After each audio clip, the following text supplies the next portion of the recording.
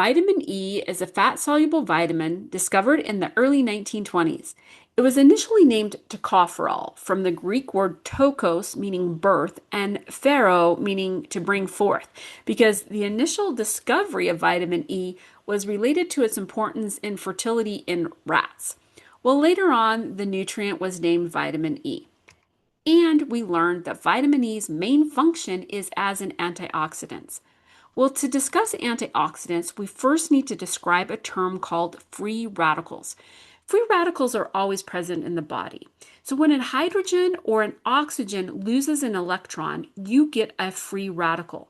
There's this imbalance of the positive and negative charge, and that makes the molecule reactive. Well, free radicals can steal electrons from other molecules. That molecule then becomes oxidized. It loses an electron. So atoms or molecules which lose an electron are oxidized. Well, these free radicals or oxidized substances are reactive and they can damage cells. They can damage cell membranes, DNA, and other parts of the cell. Free radicals, we said, are always around in the body. That's because body processes like energy production, breathing, and your immune system produce free radicals. They can also be caused by alcohol consumption, ultraviolet rays, smoke, ozone, smog, and pollutants.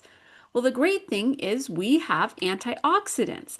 Now, antioxidants donate an electron to stabilize the oxidized molecule, and they repair these oxidized molecules without the antioxidant becoming a free radical itself.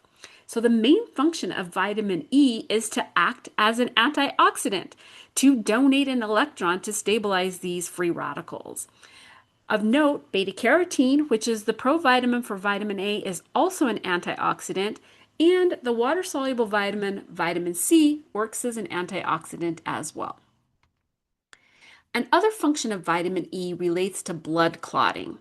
Now, if you have excess vitamin E, it acts as an anticoagulant. It thins the blood instead of clotting the blood. That can lead to a risk of hemorrhage or bleeding. That really only happens, that hemorrhage or bleeding, if you take too much vitamin E in supplement intake. So we normally do not see this with intake from food. Speaking of food sources, vitamin E is only synthesized by plants. Oils are one of the best sources of vitamin E. You'll also find vitamin E in nuts and seeds. Now, while grains are plant sources, most grains have the germ removed, and that germ is where the vitamin E is found. So most grains are not good sources of vitamin E. However, you can find cereals that are fortified with vitamin E, or you can consume wheat germ, which has some vitamin E in it.